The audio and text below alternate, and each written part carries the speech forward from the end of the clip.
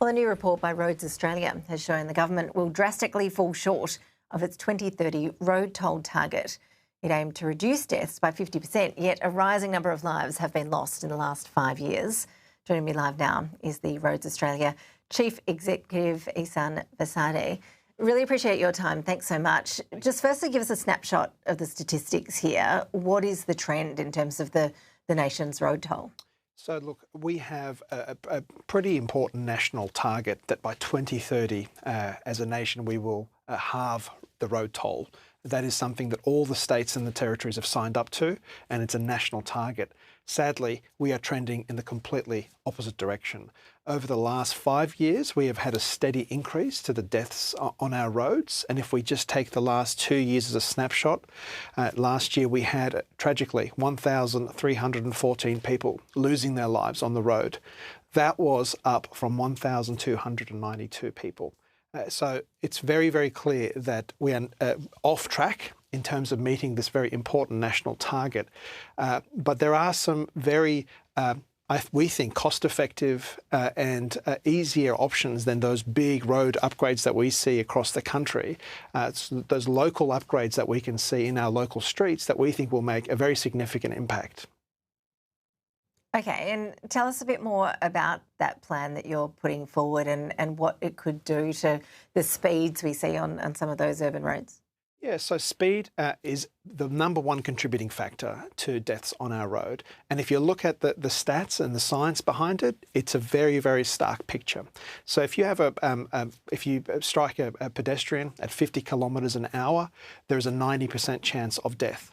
At 40 kilometres an hour, that reduces to 40% chance of death. At 30 kilometres an hour, that's a dramatic reduction to a 10% chance of death. So clearly reducing speeds is a very effective way of tackling this problem. And so fundamentally, we would call on drivers to adhere to the speed limits, particularly in those local environments and those highly urbanised environments that we are seeing people flouting the rules. But also we should have a look at where we can reduce speed limits across the network where it makes sense. Across the country, we've seen great results where speed limits have reduced in those places that we need to prioritise place. So for passengers, for commuters, for people riding their bikes, children going to school and things like that, reducing speed limits has massively helped reduce fatalities. But there's also changes we can make to the local roads.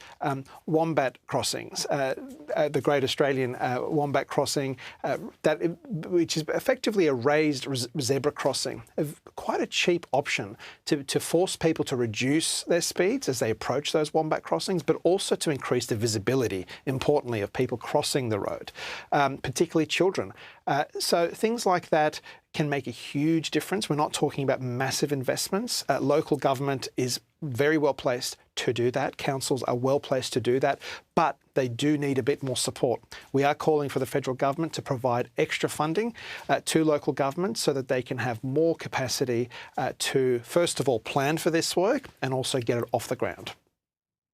I think when people think about the road toll, you often straight away think about regional roads and really busy highways, but you're suggesting it's actually the more local urban areas where we're seeing increasing problems. Yeah, that's right. I think the perception is that it is largely a highway problem. Historically, it perhaps has been, and we've taken some excellent measures on highways to keep people safe and design out risk as much as possible. And improvements to cars have also improved the situation there. But the numbers recently show that it's actually the local problem that is really emerging as a major issue. Around 40% of the fatalities on the network are occurring in those high capacity urban environments, so the town centres, the local shopping areas, and around 1 in 4 of the deaths are happening on the local roads. And so I think we see that in our lives as well, right? So you're seeing a lot more rat running, you see people trying to avoid traffic and going through the local roads, and often it is just too easy to speed through those environments. There aren't impediments for you to slow down. So some of the ideas, apart from the wombat crossing that we just talked about, gateway treatments to roads where when you're coming into from a high speed to a lower speed environment, forcing you to slow down, can be very, very effective and actually not as expensive as people think. So that could be treatments on the pavement, that could be better lighting, that could be putting signage around the speed limits where they don't exist, and that could also be narrowing the entrance into those lowest speed environments, which cause people to be a bit more careful as they enter those environments. Yeah, because I think you alluded to it before that it's not just people inside cars that are contributing to that road toll. The pedestrian death stats are increasing. Cyclist deaths are up by 32%, I think it was, as well. That seems like a huge jump. That's a major, major jump. So we've had a 13% jump in the deaths for pedestrians and a 32% jump, as you've just mentioned, for cyclists. So that is a major concern as well. Fundamentally, people have to just make sure they make the right decisions to keep everybody safe on the road. You know, taking over cyclists in an unsafe way, not keeping a safe distance. These are, you know, small behavioural changes that will make a massive difference to someone's life and to your life as well in that moment that you make the wrong decision. But also, it goes without saying that simple things for cyclists, like wearing helmets, and for your kids to wear helmets, will make a massive difference as well. So I guess, look, we are calling for funding and planning and action by governments, but fundamentally better choices by people on our network is really important. And we have seen post-COVID, sadly, there has been an upsurge of poor behaviour in terms of speed limits, people making the wrong decisions on the road.